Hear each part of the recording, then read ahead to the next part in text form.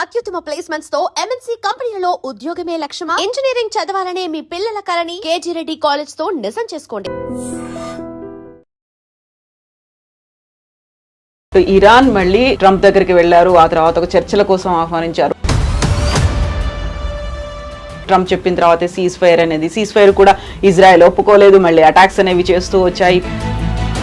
సరే, ఇది ఆగిపోయింది కదా, నెక్స్ట్ ఏంటి? నథింగ్. నెక్స్ట్ ఒక 2-3 నెలల దాకా ఏం కాదు.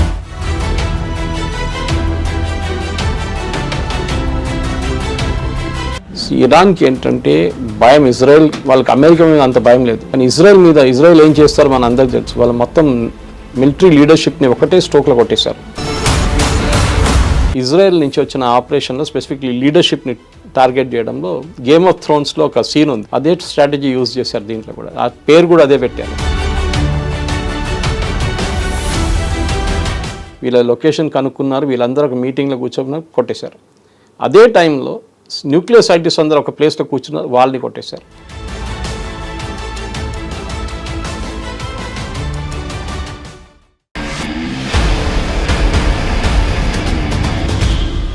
నమస్తే, నేను Kavitha. Welcome to I dream news and నిజాలు. ఇరాన్ అండ్ ఇజ్రాయెల్ మధ్య యుద్ధం సడన్ గా ఎందుకని ఆగిపోయింది? కేవలం సీజ్ ఫైర్ మాత్రమేనా? శాంతి చర్చలు కూడా ఉంటాయా? ఇందులో డొనాల్డ్ ట్రంప్ పోషించినటువంటి పాత్ర ఏంటి? అణు కేంద్రాల మీద దాడి చేశామని చెప్తున్నప్పుడు 408 kgs యురేనియం ఎక్కడుంది? దాని మీద కూడా అటాక్ జరిగిందా? బోల్డ్ అన్ని క్వశ్చన్స్ ఉన్నాయి. దీంతో పాటుగా డొనాల్డ్ ట్రంప్కి నోబెల్ శాంతి బహుమతి ప్రతిపాదన అనేది పాకిస్తాన్ నుంచి వచ్చింది. అలాగే ఇరాన్, ఇజ్రాయెల్ నుంచి కూడా వస్తుందా? యాక్చువల్గా డొనాల్డ్ ట్రంప్కి నోబెల్ శాంతి బహుమతి అనేది వస్తుందా? అర్హుడైన? బోల్డ్ అన్ని వార్తలు అయితే వినిపిస్తున్నాయి. వీటి వెనకాల ఉన్నటువంటి నిజమేంటి? మనతో పాటుగా ఉన్నారు సీనియర్ జర్నలిస్ట్ సురేష్ కొచ్చాతిల్ గారు. హలో సార్, నమస్తే. ఎలా ఉన్నారు? సో బోల్డ్ అన్ని అవుతున్నాయి అరౌండ్ ద వరల్డ్. అందులో ప్రతి దాంట్లోనూ ఒక వార్ అనేది ఉంటుంది. అన్నిటి వెనకాల మళ్ళీ అమెరికా కనిపిస్తోంది, డొనాల్డ్ ట్రంప్ కనిపిస్తున్నారు. ఏంటి అసలు ఏం జరుగుతోంది? డొనాల్డ్ ట్రంప్కి ఎట్లా అంటే పబ్లిసిటీ లేకుండా బతకలేరు ఆయన 100% పబ్లిసిటీ మ్యాన్ అన్నమాట. అది షో మ్యాన్ అంటారు ఇంగ్లీష్లో. అది ఎలక్షన్లో చూస్తుంటారు. ఎలక్షన్లో ఒక అసాసినేషన్ అటెంప్ట్ జరిగినప్పుడు కూడా టిపికల్ షో మ్యాన్ అటాక్ లాగా ఫిస్ట్ రేజ్ చేసి సెల్యూట్ చేసి I'm going to fight on అని చెప్పి ఒక మూడు తీసుకొచ్చారనమాట. కానీ ఎలక్షన్ గెలిచిన తర్వాత ఆయన ఇచ్చిన వాగ్దానాల్లో దాన్ని ఒక్కొక్క ఇంప్లిమెంట్ చేసుకొని పోవడానికి చాలా ప్రాబ్లం అవుతుంది ఆయన. ఒకటి ట్రేడ్ డీల్స్, మన అందరికి తెలుసు, చైనాతో కానీ యూకేతో కానీ మిగతా రాష్ట్రం, ఈవెన్ మెక్సికో, కెనడా, వాళ్ళ దగ్గరున్న ఇద్దరు నేబర్స్కి మన దేశంతో కూడా టాక్స్ నడుస్తున్నాయి.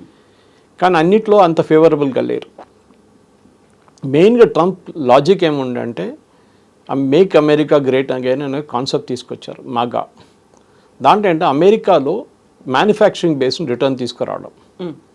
బేసిక్లీ అంటే అమెరికాలో స్టీల్ ఫ్యాక్టరీలు ముందు చాలా ఉండేది. స్టీల్ అనేది లీడింగ్ ప్రొడ్యూసర్ అమెరికా ఉండే. ఇప్పుడు అమెరికా దగ్గర ఒక్క కంపెనీ కూడా మర్యాదగా స్టీల్ ప్రొడ్యూసర్స్ ఒక్క కంపెనీ కూడా లేదు.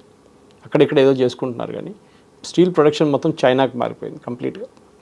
కార్ మ్యానుఫ్యాక్చరింగ్ చాలా మటుకు యుఎస్ కార్ క్యాపిటల్గా ఉండే. చాలా మీరు 40-50 సంవత్సరాల ముందు తీసుకుంటే అక్కడి నుంచే కార్లన్నీ వచ్చేది ముందు.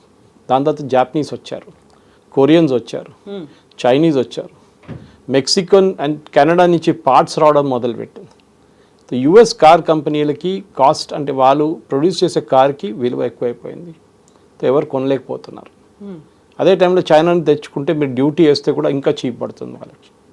ఎక్కడి నుంచి కొంటారు? న్యాచురలీ కన్స్యూమర్ చైనా కార్ తీసుకుంటారు, లేకుంటే ఈవెన్ మెక్సికన్ కార్ తీసుకుంటారు, కెనడా నుంచి వచ్చే కార్ కూడా తీసుకుంటారు. సో అమెరికాకి మ్యానుఫ్యాక్చరింగ్ రావట్లేదు. ట్రేడ్ డీల్స్ చేసుకుంటున్నారు, కరెక్ట్. ట్రేడ్ డీల్స్ ఏంటి? ఇండియా నుంచి పంపించే ఒక 30 ప్రోడక్ట్స్కి 5% ఉంటే వాళ్ళు మన వైపు కూడా 5% వేస్తారు. మనం 0% వేస్తే అక్కడి నుంచి కూడా 0% వేస్తారు. కానీ అమెరికా నుంచి వచ్చే ప్రోడక్ట్ని నేను ఎందుకు కొనాలి?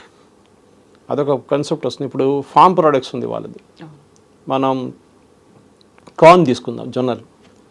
ప్రాబ్లం ఎక్కడ వస్తుందంటే ఈ కాస్ట్ ఆఫ్ ప్రొడక్షన్ వాళ్ళు చాలా ఎక్కువ అమెరికాలో. సో వాళ్ళు ఏం చేస్తారు? గవర్నమెంట్ సబ్సిడీ ఇస్తారు. మన దగ్గర కూడా ఇస్తారు. అమెరికా ఏం ఆర్గ్యూ చేస్తున్నా అంటే మీరు ఇండైరెక్ట్ సబ్సిడీ ఇస్తున్నాం, మేము డైరెక్ట్ సబ్సిడీ ఇస్తున్నాం.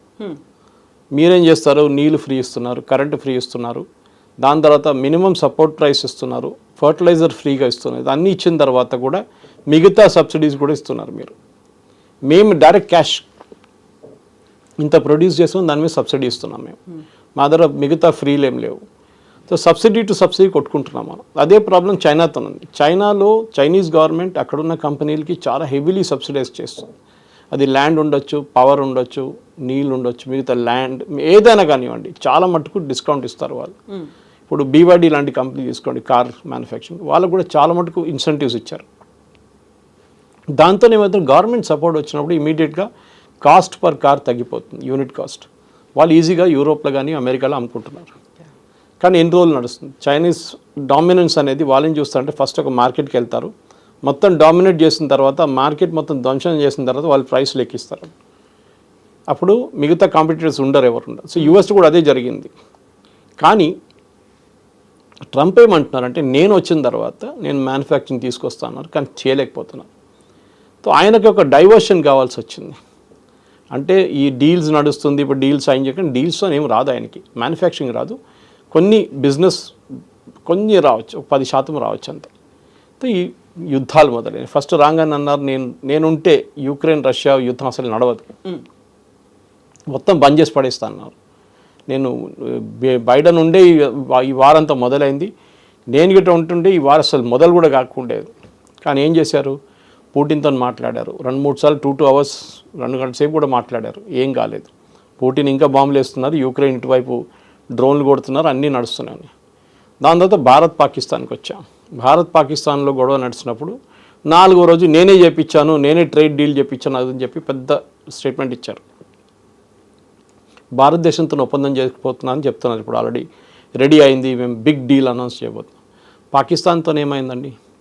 పాకిస్తాన్ ఏం అమ్ముతారు చెప్పండి? యూఎస్కి పాకిస్తాన్ అమ్మగలది ఏముంది? ఒక డ్రగ్స్ ఒకటే ఉంది, ఓపియం అమ్మొచ్చు, నెక్స్ట్ టెర్రరిజం అమ్మొచ్చు. ఈ 2 ప్రోడక్ట్స్ ఉన్నాయి వాళ్ళ దగ్గర. మన డీల్స్ అంటే ఇద్దరితో డీల్స్ ఉండాలి. మనం డీల్ చేసిన తర్వాత నేను వీళ్ళిద్దరిని ఒప్పందం చేసి సీజ్ఫైర్ చేయించాను. మనం ఎవరితో మాట్లాడలేదు, మన ఎవరితో అసలు ట్రంప్ సీన్కే రాలేదు అంటున్నారు. ట్రంప్ ఏంటంటే దీనికన్నా ముందు కూడా మీకు చెప్పాను ఒకసారి, ట్రాన్సాక్షనల్ మ్యాన్. నేను 100 రూపాయలు పెడితే నాకు ఎంత వస్తుంది? రియల్ ఎస్టేట్ అంతే. నేను 100 పెడితే నాకు 500 వస్తాయి, 300 వస్తాయి, 400 వస్తాయి. ఇది కూడా అంతే. ఆయన ఏమంటున్నాడు, నేను ఇంత ఎఫర్ట్ పెట్టినప్పుడు, నేను ఇన్ని పని చేసినప్పుడు నాకేమైనా కావాలి కదా, హిస్టరీలో ఎవరైనా గుర్తుపెట్టుకోవాలి కదా నన్ను. వచ్చిపోయింది ప్రెసిడెంట్ అని చెప్పకుండా జిమ్మీ కార్టర్ లాని, మన యాసిర్ అరాఫాత్ లాంటి వాళ్ళని ఆ టైంలో నోబెల్ ప్రైజ్ ఇచ్చారు వాళ్ళకి. నాకు కూడా ఎందుకు ఇవ్వకూడదు? హిస్టరీలో నిలిచిపోవాలి.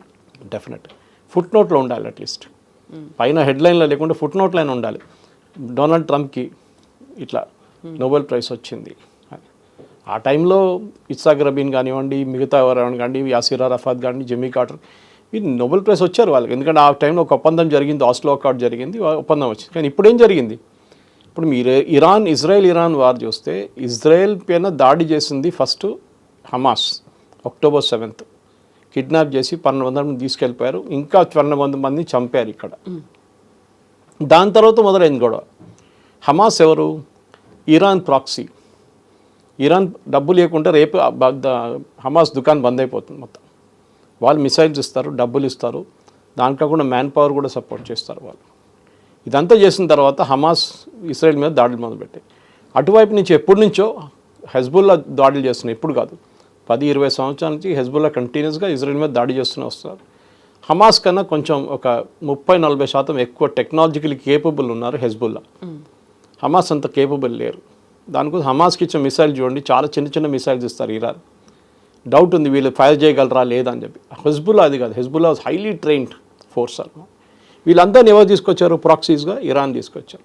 లాస్ట్లో హూతీలు వాళ్ళు అక్కడ యమన్ ఒకవైపు క్యాప్చర్ చేసుకున్న తర్వాత యమన్లో వాళ్ళు కూర్చున్నారు. అప్పుడప్పుడు అక్కడ వెళ్తున్న బోట్ల మీద ఫైర్ చేస్తారు, షిప్ల మీద ఫైర్ చేస్తారు, అప్పుడప్పుడు ఇజ్రాయెల్ మీద కూడా చేస్తారు. వాళ్ళ దగ్గర మ్యానుఫ్యాక్చరింగ్ బేస్ లేదు, ఏం లేదు. వాళ్ళకు ఉన్నది only crude oil business. Iran నుంచి మిసైల్స్ వస్తుంది, ఆ మిసైల్తో వాళ్ళు వాడుకుంటారు. ఇప్పుడు వాళ్ళ దుకాణం కూడా బంద్ చేసేసారు. యూఎస్ కలిసి ఇజ్రాయెల్ కాకుండా ఎక్కువ యూఎస్ వాళ్ళు చేస్తున్నారు. సో ట్రంప్ ఇక్కడ ఏమైపోయిందంటే నోబడీ అయిపోయారు. నేను సంబడిగా ఉండాలి కదా, నా మాట యూక్రెయిన్లో వాళ్ళు జెలెన్స్కీ వినట్లేదు, ఇక్కడేమో పుటిన్ వినట్లేదు. భారతదేశం చెప్తే మోదీ అంటున్నారు నేను అసలు మీరు కలవడానికి కూడా రానని చెప్పి. ఎందుకంటే మీకు గుర్తుంటుంది G7కి వెళ్ళినప్పుడు, G7 సమ్మిట్ నుంచి ఒకరోజు ముందే ట్రంప్ వెళ్ళిపోయారు. నేను అక్కడ వెళ్ళి మొత్తం సార్ట్అవుట్ చేసుకుంటా, ఏం జరగలేదు. ఆయన అక్కడ 2 రోజులు ఇంకా ఉంటుండే ఏం కాకపోతుండే, కానీ వెళ్ళారు పెద్ద పబ్లిసిటీ చూపించడానికి. కానీ దాని తర్వాత ఏం జరిగిందంటే ఆ నెక్స్ట్ డే మోదీ గారు రిటర్న్ వస్తున్నప్పుడు G7 నుంచి మోదీ గారిని పిలిచారు, ఒఫీషియల్గా ఉంది, it's on record, for dinner రమ్మన్నారు. మోదీ గారు నేను రాను, నేను క్రొయేషియా వెళ్ళాలి, ఆల్రెడీ ఫిక్స్డ్ ఒక ప్రోగ్రామ్ ఉంది నాది, క్రొయేషియాకి వెళ్తున్నా అని చెప్పి. క్రొయేషియా అంటే ఇంత చిన్న కంట్రీ, మీరు ఇంత పెద్ద ఇంపార్టెన్స్ ఇస్తున్నారు, నా దగ్గరకు రండి అన్నారు. సారీ అని చెప్పారు. ఒక దేశంలో మనకు ఒక ఈగో అని చెప్పట్లేదు, హెల్దీ ఈగో ఉండాలి మనకి. ట్రంప్ పిలిస్తే ఏదో తిండిలేన మన యాసీం మునీర్ పోయినట్లు మనం వెళ్ళకూడదు. We should also have our price అనమాట. లేదు సారీ నేను రాలేను, నాకు ఇంకో ప్రోగ్రామ్ ఆల్రెడీ ఫిక్స్ అయి ఉంది, ఫినిష్ చేసి తర్వాత చూద్దాం. ఎందుకంటే యుద్ధంలో మీరు ఏం చేసిండ్రు, పాకిస్తాన్ సపోర్ట్ చేసిండ్రు, Pakistan is the great nation అన్నారు. పాకిస్తాన్ దగ్గర ఏముంది, అడుక్కొని తింటున్నారు వాళ్ళు. IMF లోన్ ఇస్తున్నారు, వాళ్ళకి మీరే ఇస్తున్నారు. IMFలో మీకే ఎక్కువ ఓటింగ్ స్ట్రెంగ్త్ ఉంది, 22% వాళ్ళకు ఉంది. ఇదన్నీ చేసినప్పుడు మేము మీతో ఎందుకు పెట్టుకోవాలి, మాకేం పోయిందంట. మా మార్కెట్ చాలా పెద్దది, ఏ కంట్రీ అయినా వచ్చి అమ్మొచ్చు మా దగ్గర.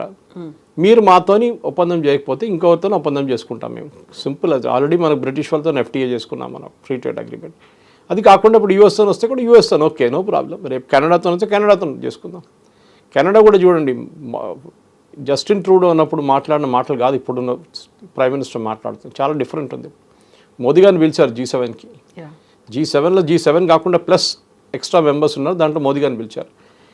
ఏం జరిగిందంటే భారతదేశం మీద ఉన్న ప్రెషర్ పెట్టలేకపోయి లాస్ట్లో ట్రంప్ ఇప్పుడు 3వ ఇజ్రాయెల్ ఇరాన్ నడిమిట్లో నేనే ఒప్పందం చేయించాను, నేనే సీజ్ ఫైర్ చేయించాను, నాకు నోబెల్ ప్రైజ్ కావాలని చెప్పి. దానికన్నా ముందు పాకిస్తాన్ రికమెండేషన్ లెటర్ తీసుకున్నారు. ఎప్పుడైనా అసలు అమెరికన్ ప్రెసిడెంట్కి ఎవడైనా ఇక్కడ రికమెండేషన్ లెటర్ రాస్తారండి, అదే అర్థం కాదు నాకు. ఆయన్నే is most powerful man in the world అంటారు, మీకెందుకండి రికమెండేషన్ లెటర్లు, అదే అర్థం కాదు. సో ఆ రికమెండేషన్ లెటర్ తీసుకుని ఏం చేసుకుంటారు, స్వీడిష్ వాళ్ళు అసలు దాన్ని అంగీకరించారు, అసలు వాళ్ళు పక్కన డస్ట్బిన్లో పడేస్తారు వాళ్ళు. సో ట్రంప్కి ఏంటంటే ఇప్పుడు రవాండా ఇంకేదో దేశ ఆఫ్రికాలో కొట్టుకున్నారంట, వాళ్ళని కూడా తీసుకొచ్చి ఒప్పందం చేపిస్తున్నారు వైట్ హౌస్లో. సో ఈ వాంట్స్ హిస్టరీలో నేను ఒక పీస్ మేకర్, అన్ని యుద్ధాలు నేనే ఆపానని చూపించడానికి ఆయన చేస్తున్న ఎఫర్ట్స్ అన్నమాట. ఎందుకంటే హోమ్ ఫ్రంట్లో చాలా పెద్ద దెబ్బతింటున్నాడు ఆయన. మీరు చెప్పినట్లు మ్యానుఫ్యాక్చరింగ్ పెరగట్లేదు, స్టాక్ మార్కెట్ పెరిగింది న్యాచురల్. ఎందుకంటే ఇరాక్ వార్ స్టాప్ కాగానే, సీజ్ ఫైర్ రాగానే ఆయిల్ రేట్ పడిపోయింది, స్టాక్ మార్కెట్ పైకి వెళ్ళిపోయింది. కానీ స్టాక్ మార్కెట్ కాదు ఒక nation the real manufacturing power అంటే అది ఇప్పుడు కూడా చైనా దగ్గర ఉంది. చైనాతో ఒప్పందం చేసుకున్నారు. మొన్నదాకా చైనాకి మీద 265% డ్యూటీలు పెడతా అని చెప్పిన మనిషి చైనాతో ఒప్పందం చేసుకున్నారు. ఇరాన్ అంటున్నారు మా న్యూక్లియర్ ఫెసిలిటీస్ ఎక్కువ ఏం కొట్టలేలే, ఒక 2-3 నెలలు మాకు కొంచెం వెనకకి వెళ్ళిపోయాం, మళ్ళీ మేము రీకూప్ చేసుకుంటున్నాం. ఏం జరిగింది, ఈయననే మొదలుపెట్టిన యుద్ధం ఈయన్నే ఫినిష్ చేసి మళ్ళీ అదే నేను సీజ్ఫైర్ చేపిస్తా అంటున్నారా? మళ్ళీ B2తో ఎందుకు బాంబింగ్ చేపించారు మీరు? ఆ స్టెల్త్ బాంబర్లను ఎందుకు పంపించారు అక్కడికి? ఎందుకు అదే అందరూ అడుగుతున్నారు, ఎందుకు పంపించారు, ఇంత ఖర్చు చేసి ఎందుకు పంపించారు? మీకు ఆ యుద్ధం వద్దంటే మీరు అప్పుడే ఆపేసుకోవచ్చు. సరే న్యూక్లియర్ ఫెసిలిటీస్ని కొడతా అన్న, మీరు ఒకరికి వారం రోజు 14 రోజులు నోటీస్ ఇస్తే వాళ్ళు అన్నీ అక్కడే ఉంచుకుంటారా? ఎవరు ఉంచుకోరు. ఫోర్దోలో మనం చూసాం, వాళ్ళు న్యూక్లియర్ మౌంటైన్ కింద ఉంది, అది అక్కడ 400 నుంచి 500 ట్రక్కులు వచ్చి ఏదో చేస్తున్నారు ఒక 5-6 రోజులు. మట్టి తీసుకొస్తున్నారో మట్టి తీసుకెళ్ళిపోతున్నారో ఏం తెలియట్లేదు మనకి. శాటిలైట్ పిక్చర్స్ ఉంది అంటే ఏదో జరుగుతుంది. యురేనియం ఎక్కడ పోయింది ఎవరికి తెలియదు, యురేనియం సెంట్రిఫ్యూజ్ మీద అటాక్ జరిగిందా, అది డిస్ట్రాయ్ అయిందా అది తెలియదు. ఎందుకంటే గ్రౌండ్ అసెస్మెంట్ జరగలేదు, ఇంకా డ్యామేజ్ అసెస్మెంట్ అంటాం, బ్యాటిల్ ఫీల్డ్ డ్యామేజ్ అది ఇంకా జరగలేదు. ఎందుకంటే శాటిలైట్ పిక్చర్స్తో మీకు ఇంతనే తెలుస్తుంది. ఇప్పుడు మన క్లారిటీ మిస్ అవుతుంది అక్కడ. ఎందుకంటే మనం పాకిస్తాన్ మీద దాడి చేసాం, వాళ్ళ ఎయిర్ బేస్ మీద కొట్టని చెప్పి ప్రూఫ్ చూపించగలం మనం, కానీ ఇక్కడ ఆ ప్రూఫ్ లేదు. ఎందుకంటే ఇదంతా మౌంటైన్ కింద ఉంది, కొండ కింద ఉంది ఇది. మీరు దాని లోపల ఎవరిని పంపిస్తారు? ఎవరు వెళ్తారు? ఇజ్రాయెల్ వాళ్ళు వెళ్తారు, అమెరికన్స్ వెళ్ళరు, వాళ్ళకి భయం వెళ్ళడం అంటే. వాళ్ళ బుట్స్ ఆన్ ద గ్రౌండ్ ఎప్పుడు పెట్టరు వాళ్ళు ఎయిర్ నుంచి కొడతారు, కానీ పెద్ద పెద్ద మాటలు అంటారు, కానీ వాళ్ళ సోల్జర్స్ని ఎప్పుడు కమిట్ చేయరు వాళ్ళు. ఆఫ్ఘనిస్తాన్ కూడా చూడండి, వాళ్ళు సోల్జర్స్ని కమిట్ చేసిన దాంట్లో వాళ్ళు చాలామంది చనిపోయారు వాళ్ళ సోల్జర్స్. దాని తర్వాత వాళ్ళు ఎక్కడ కానీ సోల్జర్స్ని వాడరు, ఎయిర్ నుంచి కొడతారు, వాళ్ళ ఎయిర్క్రాఫ్ట్ యూజ్ చేసుకుంటారు, కానీ బూట్స్ ఆన్ ద గ్రౌండ్ అంటాం మన ఇంగ్లీష్లో, అది లేదు. సో ఇప్పుడు ఇంత అవుతోంది, మీరు చెప్పినట్టుగా 400-500 ట్రక్కులు తిరిగాయి అనుకున్నప్పుడు వాట్ అబౌట్ 408 కేజీల యురేనియం అక్కడ ఉంచారా, ట్రాన్స్ఫర్ చేశారా, అటాక్ అయిందా లేదా, అక్కడ సెస్మోగ్రఫీ ఏం చెప్తోంది, ట్రెమార్స్ ఉన్నాయా, వీటన్నిటికి సంబంధించి అఫీషియల్గా ఇన్ఫర్మేషన్ ఏమైనా వచ్చిందా ఇప్పటికి? మనం యురేనియంని ట్రక్లో తీసుకెళ్ళాము. It's very sensitive material, highly sensitive material, radioactive. దానికి ఉన్న కంటైనర్స్ ఉంటాయి, దానికి ఉన్న సేఫ్టీ పారామీటర్స్ ఉంటుంది. బహుశా ఇజ్రాయెల్ దాడి చేసిన టైం నుంచి మొదలుపెట్టినప్పుడు ఫస్ట్ వాళ్ళు ఇస్ఫహాన్ కొట్టారు, దానికన్నా ముందు మనం చూసాం తెహరాన్ యూనివర్సిటీ మీద కొట్టారు, ఈ ఫోర్దో ప్లాంట్ మీద కొట్టారు, నటాన్స్ పైన ఒక న్యూక్లియర్ రియాక్టర్ దాని మీద కొట్టారు, అండర్ గ్రౌండ్ కొట్టలేకపోయారు. అదే టైంలో ఇరాన్ డిసైడ్ చేసుకుని ఉంటారు, ఏ నేషన్ అయినా డిసైడ్ చేస్తారు, లుక్ ఇది రిస్క్ ఉంది, మా దగ్గర 480 కిలోగ్రాముల మా దగ్గర యురేనియం ఉంది, అది మనకు స్పెసిఫిక్ లొకేషన్లో ఉంది, ఈ లొకేషన్ మీద ఇజ్రాయెల్ లేకుంటే రేపు అమెరికా దాడి చేస్తారు, మనం ఇక్కడ పెట్టుకుంటే రిస్క్, అన్నీ తీసుకెళ్ళి మనం ఇంకో చోట్ల పెట్టారు. ఎందుకంటే కంటిన్యూస్గా ఇజ్రాయెల్ కానీ అమెరికా చూస్తున్నారు, వాచ్ చేస్తున్నారు. ఈ 400 ట్రక్ అని చెప్పింది వాళ్ళు కూడా చూశారు, కొత్తదేం కాదు అది. సో వీళ్ళేం చేస్తుంటారు, బహుశా that's what even international experts ఏమంటారు, వీళ్ళు డివైడ్ చేస్తుంటారు, 100 డివైడ్ చేసి 4 చోట్లకు పంపించుంటారు, 4 different ప్లేసెస్కి. సో దట్ రిస్క్ లేదు కదా, ఇక్కడ కొడితే ఇక్కడ ఉంటుంది, ఇక్కడ కొడితే ఇక్కడ ఉంటుంది, సో వాళ్ళకి రిస్క్ లేదనమాట. ఇంకోటి దీన్ని ప్యూరిటీ ఎంత ఉందో మనకు తెలియదు. ఒక నార్మల్ పీస్ఫుల్ పర్పస్కి ఒక న్యూక్లియర్ పవర్ ప్లాంట్ నడిపించాలంటే 3% ప్యూరిటీ చాలు. ఇరాన్ ఏమంటున్నారంటే వాళ్ళు ఐఏఈఏ దగ్గర సబ్మిట్ చేసిన డాక్యుమెంట్లో మేమేం చేయట్లేదు, ఆ యురేనియం అట్లనే ఉందంటున్నారు. ఐఏఈఏ ఏమంటున్నారు 60% దాకా వీళ్ళు ప్యూరిటీకి వచ్చేసారు అని. ఇది యూఎస్ కూడా చెప్తున్నారు. 60 నుంచి 80కి వచ్చి 80 నుంచి 85 కలంగానే వెపన్ గ్రేడ్కి వచ్చేస్తారు. వెపన్స్లో ఇన్సర్ట్ చేసుకోవచ్చు, వార్ హెడ్ న్యూక్లియర్ బాంబ్ పెట్టవచ్చు, దాని ట్రిగరింగ్ మెకానిజం అంతా ఉండాలన్నమాట. ఆ స్టేట్కి ఇంకా రాలేదు. దీంట్లో చాలా మటుకు కాన్ఫ్లిక్ట్స్ ఉన్నాయి. ఇప్పుడు తులసి గబాడ్ ఒక స్టేట్మెంట్ ఇచ్చారు ఆమె, ప్రెసిడెంట్ ట్రంప్ సిఐఏ వాళ్ళు ఇంకో స్టేట్మెంట్ ఇచ్చారు, ప్రెసిడెంట్ ట్రంప్ ఇంకో స్టేట్మెంట్ ఇచ్చారు, పీట్ హెస్గెత్ ఆయన ఇంకో స్టేట్మెంట్ ఇస్తున్నారు, డిఫెన్స్ సెక్రటరీ. వీళ్ళు ఎవరు నిజం చెప్తున్నారో ఎవరికి తెలియదు, ఇది ఎక్కడ పోయిందో ఎవరికి తెలియదు, ఎక్కడ పోతే కూడా ఏం అవుతుందో అది కూడా చెప్పలేకపోతున్నారు. ఇది తీసుకొని వాళ్ళు ఏం చేసుకుంటారు? యురేనియం అట్లా ఒట్టి యూజ్ చేయలేము కదా, దాన్ని ప్రాసెస్ చేయడానికి ఫెసిలిటీ ఉండాలి, దాని సెంట్రిఫ్యూజ్ ఉండాలి. అది ఏం లేకుండా మీరు ఏం చేసుకుంటారు యురేనియం పెట్టుకొని? అది రిస్క్, అది చాలా, అది మీద పెట్టుకోవడమే రిస్క్. చుట్టుపక్కల ఉన్న వాళ్ళకి రిస్క్, రేడియో యాక్టివిటీ రిస్క్ అన్నీ ఉంటుంది. రేపు దాని మీద బాంబింగ్ జరిగింది అనుకోండి, మట్టి చెర్నోబిల్ లాగా అయిపోతుంది మొత్తం, లేకుంటే ఫుకుషిమా లాగా అయిపోతుంది, జపాన్లో జరిగిన డిజాస్టర్ లాగా. సో ఇప్పుడు ఈ ఇష్యూలో ఏం జరిగి ఉంటుంది అంటారు? ఇప్పుడు ఇరాన్ మళ్ళీ ట్రంప్ దగ్గరికి వెళ్ళారు, ఆ తర్వాత ఒక చర్చల కోసం ఆహ్వానించారు, ఆ ట్రంప్ చెప్పిన తర్వాత సీజ్ ఫైర్ అనేది, సీజ్ ఫైర్ కూడా ఇజ్రాయెల్ ఒప్పుకోలేదు, మళ్ళీ అటాక్స్ అనేవి చేస్తూ వచ్చాయి. ఇప్పటికైతే కొంచెం టెంపరీగా ఒక పాజ్ బటన్ ప్రెస్ చేసి ఉంచారు అనుకున్నప్పుడు ఎన్పిటి సైన్ ఇరాన్ దాని నుంచి విత్డ్రా చేయబోతున్నారు. న్యూక్లియర్ నాన్ ప్రొలిఫరేషన్ ట్రీటీ నుంచి విత్డ్రా చేస్తున్నారు. వాళ్ళ మజ్లీస్ పాస్ చేశారు, వాళ్ళ ఇంకొక సెనెట్ ఉంది, వాళ్ళు అక్కడ పాస్ చేసిన తర్వాత అది విత్డ్రా చేసుకుంటారు. ఐఏతో మేము అస్సలు will not do any contract with them అని చెప్పేశారు, నో కోఆపరేషన్ విత్ ఐఏఐ. అట్లా అన్నప్పుడు దీన్ని ఎవరు ట్రాక్ చేస్తారు, ఈ యురేనియం యూసేజ్ ఎక్కడికి వెళ్తుంది? ఎందుకంటే ఈ యురేనియం చాలా మటుకు ప్రాసెస్ చేసే ఎక్విప్మెంట్ అంతా రష్యా దగ్గర తెప్పించుకున్నారు, కొంచెం చైనా దగ్గర నుంచి తెప్పించుకున్నారు, కొంచెం నార్త్ కొరియా దగ్గర తెప్పించుకున్నారు ఇరాన్. సో ఈ ప్రాసెసింగ్ నెక్స్ట్ స్టెప్ మొదలు పెట్టాలంటే ఇంకెక్కడైనా ప్లేస్లో మొదలు పెట్టాల్సి వస్తుంది. ఈ 4 చోట్లు కాకుండా, దట్ ఈస్ ఇస్ఫహాన్ కానీ, తెహరాన్ యూనివర్సిటీ కానీ, నటాన్స్ కానీ, ఫోర్దో కానీ, 5వ 6వ ప్లేస్ ఉందా ఇరాన్ దగ్గర? ఎక్కడైనా సీక్రెట్గా పెట్టుకున్నారా? అక్కడికి ఇది మూవ్ చేశారా? అక్కడ మళ్ళీ ప్రాసెసింగ్ మొదలు పెట్టారా? ఎందుకంటే మనకు యురేనియం ఎక్కువ అక్కర్లేదు, న్యూక్లియర్ బాంబ్ 10 న్యూక్లియర్ బాంబ్ తయారు చేయాలంటే చాలా గ్రామ్స్లో చాలు మనకి, అంత తక్కువ క్వాంటిటీ చాలు. కానీ ఇది చేస్తున్నారా లేదని తెలియదు. సెంట్రిఫ్యూగ్స్ ఉందా హై, మళ్ళీ ప్యూరిఫై చేసి హై అని తీసుకెళ్ళడానికి? చాలా ప్రశ్నలు ఉన్నాయి. దీనికి ఆన్సర్స్ ఎక్కడ లేదు, ఎందుకంటే ఎవరి దగ్గర ట్రాకర్ లేదు. తెలిసింది ఇద్దరికే, ఒకటి ఇజ్రాయెల్కి, ఒకటి ఇరాన్కి. ఇజ్రాయెల్ చెప్పరు, వాళ్ళు చేస్తున్న పని చేసి చూపిస్తారు.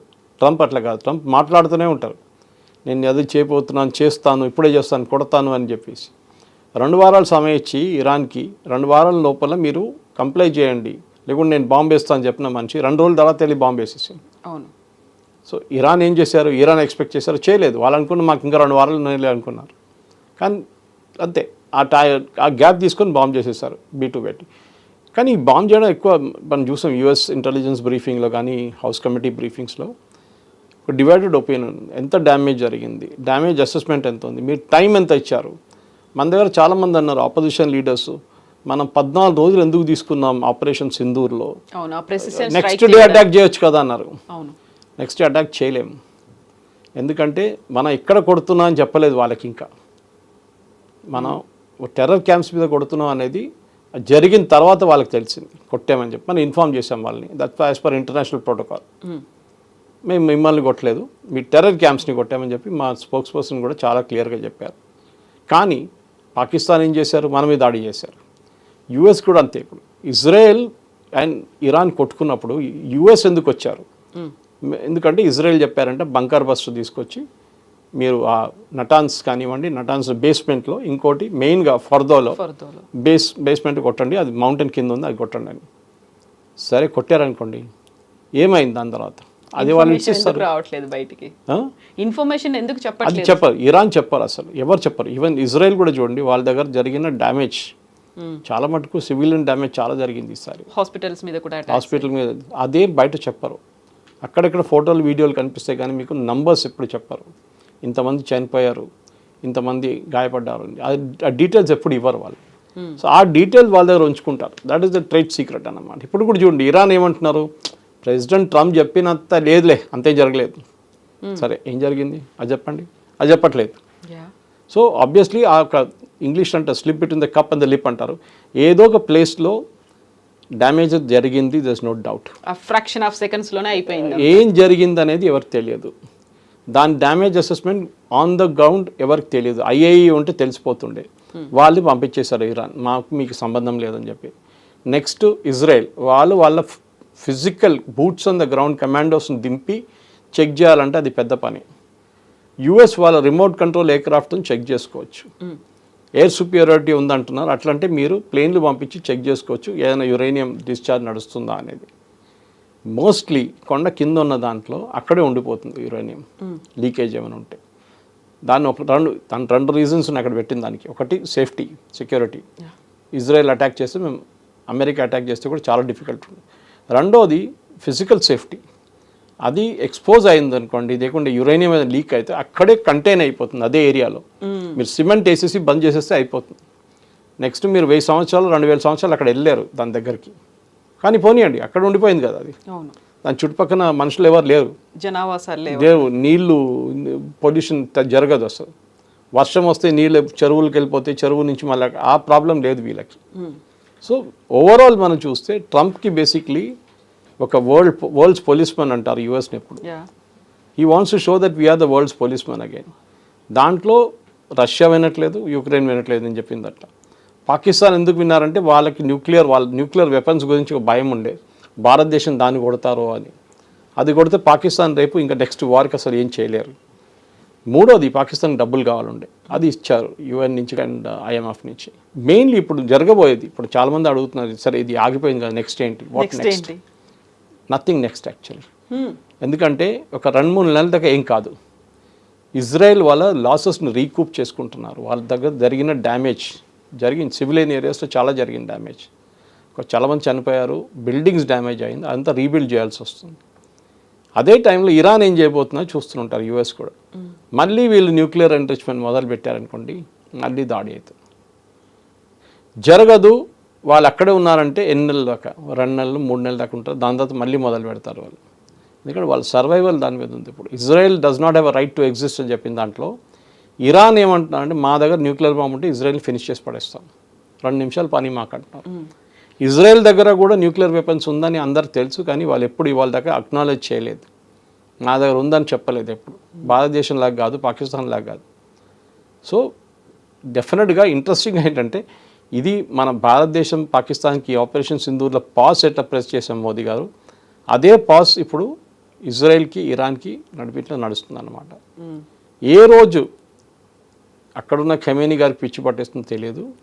మళ్ళీ అట్లా జరిగింది అనుకుంటే మళ్ళీ ఇజ్రాయెల్ మీద దాడులు జరుగుతుంది, ఇజ్రాయెల్ మీద ఉన్న ఫిజికల్ అటాక్స్ జరుగుతుంది, అండ్ దాంతోపాటు ఇజ్రాయెల్ రియాక్ట్ అవుతారు, దాంతో మళ్ళీ మొదలవుతుంది. నెతన్యాహు పొజిషన్ కొంచెం వీక్ ఉంది, ఎందుకంటే ఆయనకి లీగల్గా ఒక కేసు నడుస్తుంది కోర్టులో, దాన్ని కూడా ట్రంప్ సపోర్ట్ చేశారు. ఆలోచించండి, అమెరికన్ ప్రెసిడెంట్ చెప్తున్నారు ఇజ్రాయలీ కోర్టు దగ్గర, ఈ కేసు అంతా కొట్టిపడండి, ఇదేం కేసు అంటున్నారు. ఎందుకంటే ట్రంప్ కూడా ఇదే సిచ్యువేషన్ ఫేస్ చేశారు లాస్ట్ ఎలక్షన్ ముందు. ఆయన మీద కూడా చాలా కేసులు ఉండే, డెమోక్రాటిక్ వాళ్ళు వేసింది. అట్లాంటి కేసు అంటున్నారు ట్రంప్ ఇది కూడా. సరే, ఇంకొక కంట్రీలో ఇంకొక కోర్టులో మనం కామెంట్ చేయకూడదు, అది వాళ్ళ ప్రాసెస్ నడివినాయండి. అట్లా మనం కూడా అంతే. భారతదేశం ఆలోచించండి, మన పొజిషన్, మనం ఇవాళ దాకా హమాస్ని టెర్రరిస్ట్ ఆర్గనైజేషన్గా అంగీకరించలేదు ఇంకా. We still don't call them as terrorist group. ఎందుకు? అది అట్లనే ఉందంటే ఎప్పటి నుంచో పిఎల్ఓ టైం నుంచో నడుస్తుంది. అది పిఎల్ఓ ఎప్పుడో పోయిందో కదరా బాబు. పిఎల్ఓ పోయి మళ్ళీ అక్కడ పాలెస్టీన్ అథారిటీ వచ్చింది. అథారిటీ లేదు గాజాలో, వెస్ట్ బ్యాంక్ వైపు ఉంది, హమాస్ కంట్రోల్ చేస్తున్నారు. సో ఓవరాల్గా చూస్తే మీరు ఇప్పుడున్న లోకంలోని ఈ పొజిషన్లో ట్రంప్ నేటోకి వెళ్ళిన తర్వాత కూడా అక్కడ కూడా ఏం చేయలేకపోయారు ఎక్కువ. చాలా మంచిగా మాట్లాడారు, జీడిపి పెంచారు అన్ని కంట్రీస్ది, డిఫెన్స్ స్పెండింగ్ మీద 5% అని పెట్టమన్నారు. అందరూ ఆయుధాలు కొంటారు అమెరికా దగ్గర అనుకుంటున్నారు, కానీ జరగదు. ఏదో 10% 20% కొంటారు, కానీ వాళ్ళు పెంచిన మొత్తం ట్యాక్స్ రెవెన్యూస్ మీకు రావు. అమెరికా డిపెండ్ అవుతున్న మ్యానుఫ్యాక్చరింగ్ కూడా జరగదు. భారతదేశం లాంటి దేశం తీసుకుని మనం ఇప్పుడు ఆత్మనిర్భర్ గురించి మ్యానుఫ్యాక్చరింగ్ గురించి మాట్లాడుతున్నాము. మన దగ్గర ఉన్న మ్యానుఫ్యాక్చరింగ్ ఇప్పుడు మిసైల్, నిన్న కూడా ఒక మిసైల్ డెవలప్ అయింది. అక్మా గురించి మాట్లాడుతున్నాం, ఎయిర్క్రాఫ్ట్, రఫాల్ది షెల్ ఇంజిన్స్ హైదరాబాద్ తయారు చేయబోతున్నాం, షెల్ కంప్లీట్గా. దాన్ని చూస్తే ఏమవుతుందంటే ఓవరాల్ పిక్చర్ ట్రంప్కి ఒక లీడర్షిప్ పొజిషన్ డినై చేయడంలో మోదీ గారు లాంటి లీడర్స్ కూడా చాలా ఇంపార్టెంట్. ఏం చెప్పకుండా చేసే పని, పెద్ద స్టేట్మెంట్ ఏమి ఇవ్వలేదు, ట్రంప్ ఇదని చెప్పి ఎక్కడ తిట్టలేదు. ఇదంతా వీళ్ళు చేస్తుంటారు కదా, పుటిన్ కానీ జెలెన్స్కీ కానీ మిగతా వాళ్ళందరూ ట్రంప్ని తిడుతూనే ఉంటారు, ఈవెన్ ఇంక్లూడింగ్ ఇరాన్. కానీ భారతదేశం ట్రంప్ క్రిటిసైజ్ చేయలేదు. అక్కడిక్కడ లీడర్లు చేస్తుంటారు, కానీ యాజ్ అన్ ఒఫిషియల్ పొజిషన్ మన ఏం చెప్పట్లేదు వాళ్ళు, యూఆర్ కీపింగ్ క్వైట్ అన్నమాట. ఇప్పుడు మీరు ఒక మాట అన్నారు, యురేనియంకి సంబంధించి ఆ బేస్ ఎక్కడుంది అనేది ఓన్లీ ఇరాన్ అండ్ ఇజ్రాయిల్కి తెలుసు అనుకున్నప్పుడు, ఇజ్రాయెల్ దగ్గర ఉన్నటువంటి ఇంటెలిజెన్స్ వ్యవస్థ అనేది ద మోస్ట్ పవర్ఫుల్. అక్కడ స్పై ఏజెంట్లు ఇరాన్లో కూడా ఉన్నారు, ఇంక్లూడింగ్ వాళ్ళ మిలిటరీలో కూడా వర్క్ చేస్తారు అనుకున్నప్పుడు వై దే ఆర్ వెయిటింగ్? మనకి వాళ్ళు కూడా ఒక సరైన సమయం వస్తుంది అనే దాంట్లోనే ఆ పాజ్ బటన్ని అలాగే ప్రెస్ చేసి ఉంచారా? ఇరాన్కి ఏంటంటే భయం, ఇజ్రాయెల్ వాళ్ళకి అమెరికా మీద అంత భయం లేదు, కానీ ఇజ్రాయెల్ ఏం చేస్తారో మన అందరికి తెలుసు. వాళ్ళు మొత్తం మిలిటరీ లీడర్షిప్ని ఒకటే స్ట్రోక్లో కొట్టేశారు. ఓకే, అండ్ నెక్స్ట్ ఇక్కడేమో I think operation red line ఏదో అది పేరు, దాని ఆపరేషన్ పేరు రైజింగ్ హ్యామర్ ఒకటి, రైజింగ్ హ్యామర్ యూఎస్ పెట్టేశారు. రెడ్ లైన్ ఇదేం జరిగిందంటే మన ఇజ్రాయెల్ నుంచి వచ్చిన ఆపరేషన్లో స్పెసిఫిక్లీ లీడర్షిప్ని టార్గెట్ చేయడంలో గేమ్ ఆఫ్ థ్రోన్స్లో ఒక సీన్ ఉంది. ఒక బ్రైడ్ వాళ్ళ ఫ్యామిలీ, బ్రైడ్ గ్రూప్ని మొత్తం ఆ ఫ్యామిలీని కొట్టేస్తారు, కంప్లీట్గా ఫినిష్ చేసేస్తారు. అదే స్ట్రాటజీ యూజ్ చేశారు దీంట్లో కూడా, ఆ పేరు కూడా అదే పెట్టారు. సో బేసిక్లీ వాళ్ళని మీరు చెప్పినట్ల మొసాడ్ వీళ్ళ లొకేషన్ కనుక్కున్నారు, వీళ్ళందరూ ఒక మీటింగ్లో కూర్చోన్నారు, కొట్టేశారు. అదే టైంలో న్యూక్లియర్ సైంటిస్ట్ అందరూ ఒక ప్లేస్లో కూర్చున్నారు, వాళ్ళని కొట్టేశారు. ఈ మీటింగ్ ఎవరో ఇప్పుడు చెప్తున్నారు ఏంటంటే ఈ లీడర్షిప్ మీటింగ్ ఎవరు కాల్ చేశారో ఎవరికి తెలియదు. బహుశా ఇజ్రాయెలే కాల్ చేస్తుంటారు ఆ మీటింగ్, వీరెవరో ఫోన్ చేశారని చెప్పి పేజర్ అటాక్ మన అందరికి తెలుసు ఎట్లా చేశారు. Same type of strategy. So ఇజ్రాయెల్కి యురేనియం ఎక్కడ ఉందో ఎందుకు తెలుసు అంటే we have been watching Iran continuously. America అట్లా కాదు, ఇప్పుడు బాంబ్ కొట్టేసారు అయిపోయింది అంతా వెళ్ళి రిలాక్స్ చేసుకుంటున్నారు. ఇజ్రాయెల్ అంటే వాళ్ళకి ఎగ్జిస్టెన్షియల్ థ్రెట్ ఉంది. ఎందుకంటే ఇజ్రాయెల్ లాంటి దేశం ఏమంటున్నారంటే, ఖమేనీ ఏమంటున్నారు, Israel he's no right to exist, Israel ఉండకూడదు. అట్లన్నప్పుడు మేము ఉన్నామని చూపించాలి కదా వాళ్ళకి. దే విల్ ట్రాక్ వాళ్ళకి తెలుసు యురేనియం ఎక్కడ ఉందని. యురేనియం అనేది నేను చెప్పినట్లు మనం ఏదో బ్యాగ్లు వేసుకొని తీసుకెళ్ళలేము, మనం దాన్ని లారీలు వేసుకొని తీసుకెళ్ళలేము. నేను చాలామంది మన పబ్లికేషన్స్ ఇండియాలో వాళ్ళు రాసిన చూసి నేను నవ్వాను అనమాట. లారీలో తీసుకెళ్లారు అని చెప్పి 400 లారీలు వచ్చిన దాంట్లో యురేనియం 230 కిలోలు అంటే ఒక పెద్ద క్వాంటిటీ ఏం కాదు, 40 లారీలు అక్కర్లేదు దానికి. So just relax. కాకపోతే ఉన్నటువంటి కంటైనర్లు దాని mechanism highly radio active. So దాన్ని ట్రాన్స్పోర్ట్ చేయడంలోనే పెద్ద కేర్ఫుల్ ఉండాలి. అది ఇట్లాంటి పరిస్థితుల్లో ట్రాన్స్ఫర్ చేసినప్పుడు బ్యాడ్ లక్ ఎక్కడైనా ఇజ్రాయెల్ వచ్చి కొట్టారనుకోండి ఈ రోడ్డు మీదే, చుట్టుపక్కల ఉన్న 500, 600, 1000 కిలోమీటర్లు ఎవరు ఉండలేరు మళ్ళీ. So nobody will take that risk. So ఏదో చేస్తుంటారు, అది మనకు తెలియదు. ఇరాన్తోని నెగోషియేట్ చేసి బాబు చేయకు అని చెప్తే వాళ్ళు వినరు. ఐఏఈని తీసుకొస్తే అది కూడా వాళ్ళు వినరు ఇప్పుడు, ఎందుకంటే దీనికన్నా ముందు అట్లీస్ట్ ఐఏఈ మాట వినరు. వాళ్ళు కెమెరా పెట్టారు, వాళ్ళు లిజనింగ్ సౌండ్స్ పెట్టారు, అన్నీ చేశారు వాళ్ళు. ఇప్పుడు అది కూడా చేయలేకపోతారు. ఎవరి మీద నమ్మకం లేదు ఎవరికి ఇప్పుడు, అది ప్రాబ్లం. సో ఇజ్రాయెల్ స్టాండ్ ఎలా ఉంటుంది అనేది ఎంతకాలం వేచి చూస్తుంది? ఇప్పుడు ఈ అమెరికా వాళ్ళు ఇచ్చినటువంటి ఒక మాటకి ఒక గౌరవం ఇచ్చేసి ఆగారా? కరెక్ట్. ఎందుకంటే వాళ్ళకి నేను చెప్పినట్టు ఇంకా ముందు చెప్పాను మీకు, రీకూప్ చేసుకుంటున్నారు. వాళ్ళ దగ్గర కూడా ఆయుధాలు అయిపోయినాయి. డైలీ డేవిడ్ స్లింగ్ కానివ్వండి, ఐరన్ డోమ్ యూజ్ చేస్తున్నాడు, మిసైల్స్ ఒక రోజు అయిపోతుంది. ఇరాన్ది కూడా అయిపోయినాయి మిసైల్స్, కానీ కౌంటర్ చేయడానికి మిసైల్స్ కావాలి కదా, ఐరన్ డోమ్ లాంటి మిగతాది. అది కూడా 200 ఎయిర్ ఫోర్స్ జెట్లు పంపిస్తే ఒక దాంట్లో 4 మిసైల్స్ ఉంటాయి మీకు, ఒకేసారి ఒక్కసారి 800 పోయిందా లేకుంటే 1000 పోయిందా? So you need to recoup, manufacturing చేయాలి, యూఎస్ నుంచి తెప్పించుకోవాలి, ఇండియా నుంచి తెప్పించుకోవాలి. ఇండియా కూడా మ్యానుఫ్యాక్చర్ కానీ బయట చెప్పరు వాళ్ళు ఇండియా. సో ఇట్లాంటి పరిస్థితుల్లో ఒక బ్రేక్ తీసుకుంటే ఇద్దరికి అడ్వాంటేజ్. ఇరాన్కి ఏంటంటే ఏం డ్యామేజ్ జరిగింది చెక్ చేసి మనం నెక్స్ట్ ఇప్పుడు మళ్ళీ రీప్రాసెసింగ్ స్టార్ట్ చేయాలన్నా వద్దు, మనకి ఇప్పుడు చేస్తే మళ్ళీ వాళ్ళు వచ్చి ఇంకోసారి కొడతారు, వీ విల్ రిలాక్స్. మా దగ్గర ఉన్న యూరియానే మనం ఏం చేసాం చెప్పక్కర్లేదు, మళ్ళీ ఎక్కడైనా ప్రాసెస్ చేయాలంటే చేసుకోవచ్చు, ఏమనంటే మేము పీస్ఫుల్ పర్పస్ చేసుకుంటా అంటారు. సో కానీ ఇజ్రాయెల్ ఏం చేస్తారంటే they are waiting for next attack from Hezbollah or Hamas. ఒక పెద్ద అటాక్ జరిగిందనుకోండి, ఆ ఎక్స్క్యూజ్ తీసుకొని వాళ్ళు ఇరాన్ని కొడతారు. కానీ ట్రంప్ ఉన్నదాకా, ఇప్పుడు ట్రంప్ అట్లీస్ట్ నెక్స్ట్ 6 నెలల దాకా పక్క ఉంటారు కదా, ఎట్లయినా 4 సంవత్సరాలు ఉంది ఇంకా ఆయనకి. కానీ ట్రంప్ ఇజ్రాయెల్ మీద ఉన్న పట్టు ఎంత ఉందని తెలిసిపోతుంది దీంతో. చాలా మటుకు కొంచెం వీకెన్ అయింది అది. ఇజ్రాయెల్ అనౌన్స్ చేసిన తర్వాత కూడా వాళ్ళు 200 ఎకరాలు మళ్ళీ పంపించారు ఇరాన్కి బాంబ్ చేయడానికి. ట్రంప్కి ఆల్మోస్ట్ పిచ్చి పట్టేస్తుంది, use the very bad language, language use చేశారు ఆయన. They don't know what the hell they are doing అని చెప్పేశారు ఆయన. సో ఆ పరిస్థితికి వచ్చేస్తుంది, అంటే నా మాట వినట్లేదు వీరెవరు ఏంటిది అని. సో ఇజ్రాయెల్ కూడా దే ఆర్ వెయిటింగ్, రేపు ఇరాన్ ఏం అనౌన్స్ చేస్తారంటే మా యురేనియం ప్రొడక్షన్ మళ్ళీ మొదలు పెడతా అంటే అప్పుడు అమెరికా ప్యానిక్ అవుతుంది. మళ్ళీ ఇరాన్ దగ్గర వెళ్ళి ఇజ్రాయెల్ దగ్గర వెళ్ళి ఏం చెప్తారంటే మీరు కొట్టండి, మీరు ఏం కావాలంటే చేసుకోండి, ఎందుకంటే సీజ్ ఫైర్ వైలేట్ అయిందని చెప్పేసి.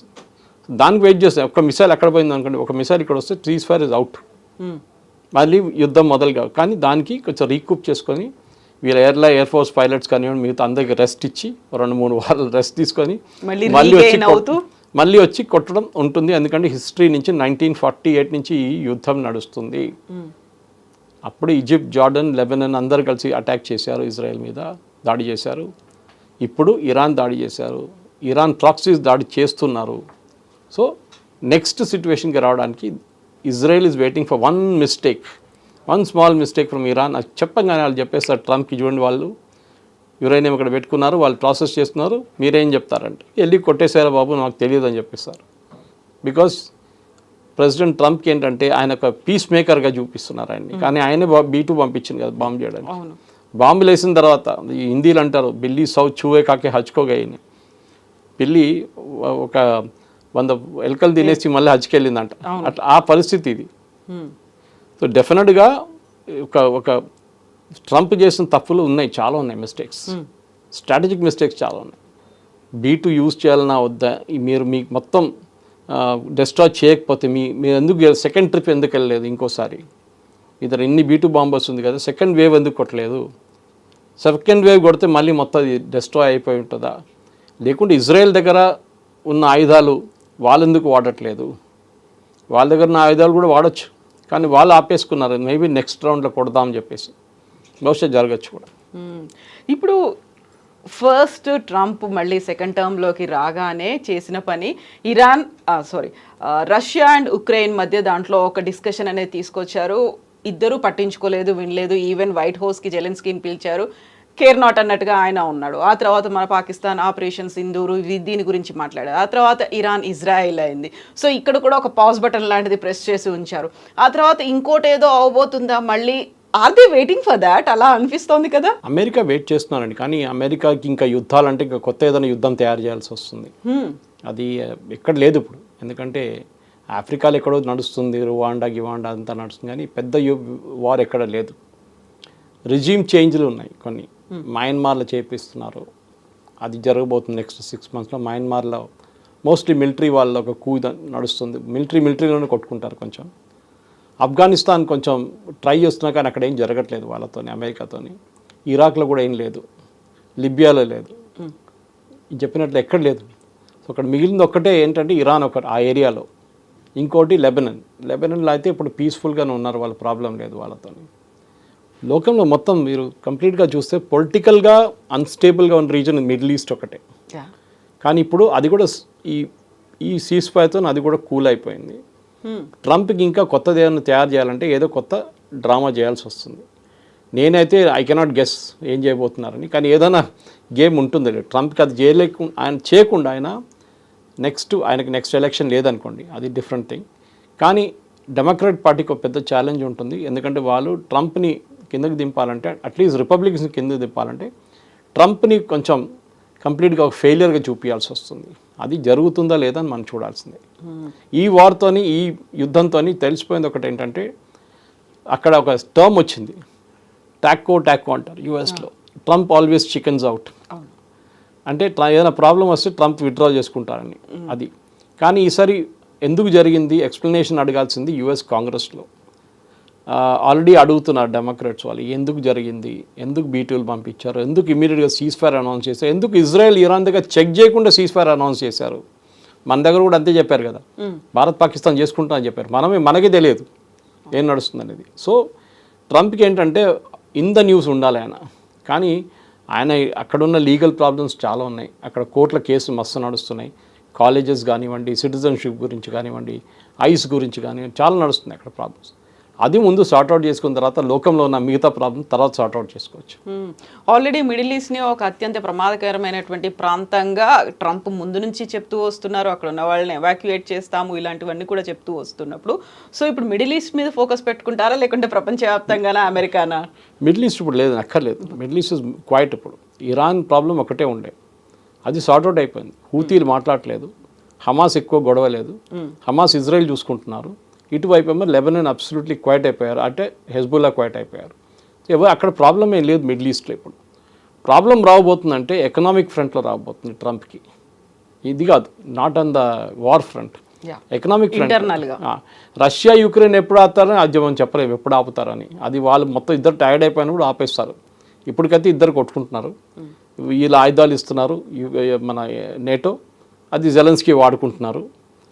ఇటువైపు ఏమో రష్యా ఇంకా ప్రొడక్షన్ ఎక్కువ చేస్తున్నారు, వాళ్ళు ఇంకా దాడి చేస్తున్నారు.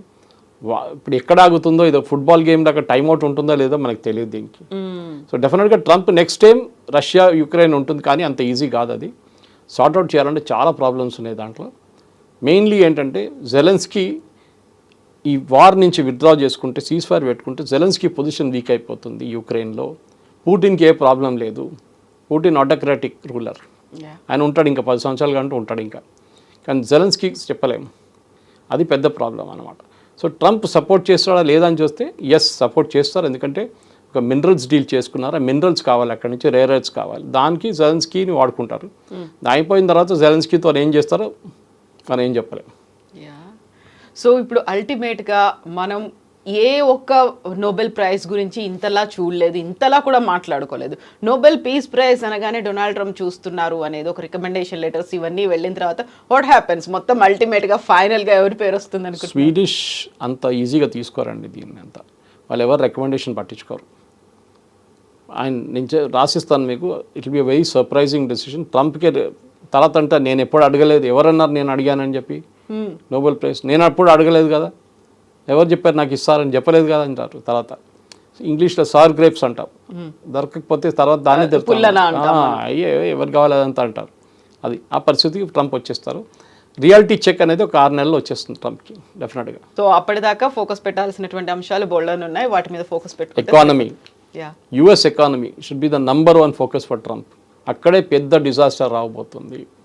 ఏ ఒప్పందం చేశారు కానీ ఒప్పందంలో మ్యానుఫ్యాక్చరింగ్ రావట్లేదు. ఇప్పుడు కూడా మొబైల్ ఫోన్స్ ఇవాళ అనౌన్స్ చేశారు, ఫాక్స్కాన్ కానీ మిగతా కంపెనీలు కానీ, ఏ కంపెనీ కానీ మిగతా ఇండియాలో కూడా ప్రొడక్షన్ పెట్టుకుంటున్నాం మేము, ఇండియా నుంచి ప్రొడక్షన్ మూవ్ చేయట్లేదు అన్నప్పుడు ట్రంప్ అమెరికా కోసం ఏం చేస్తారు, మాగా కంటిన్యూ చేస్తారా లేదా అనేది చాలా పెద్ద problem. Yes sir, thank you so much Suresh garu, thank you. నిజంగా ప్రస్తుతం ఉన్నటువంటి సమాజం దేనికి ప్రయారిటీ ఇస్తుంది? ఆర్థిక సంబంధాల చుట్టూ మాత్రమే తిరుగుతోంది. మళ్ళీ ఎన్నికలంగానే చాలా విరక్తి కలుగుతాం. మంచి అనిపిస్తుంది కదా, లేడీస్ కూడా ఛాలెంజింగ్ జాబ్స్ చేసినప్పుడు చాలా బాగుంటది. ట్రాఫిక్ అసిస్టెంట్స్ గా నియమించిన ట్రాన్స్జెండర్స్ అందరితో సాల్యూట్ చేయించుకుంటున్నారు. ఫుడ్ డెలివరీ ఇవ్వటానికి వెళ్ళినటువంటి డెలివరీ బాయ్ అనిల్ పై కళ్ళ ముందు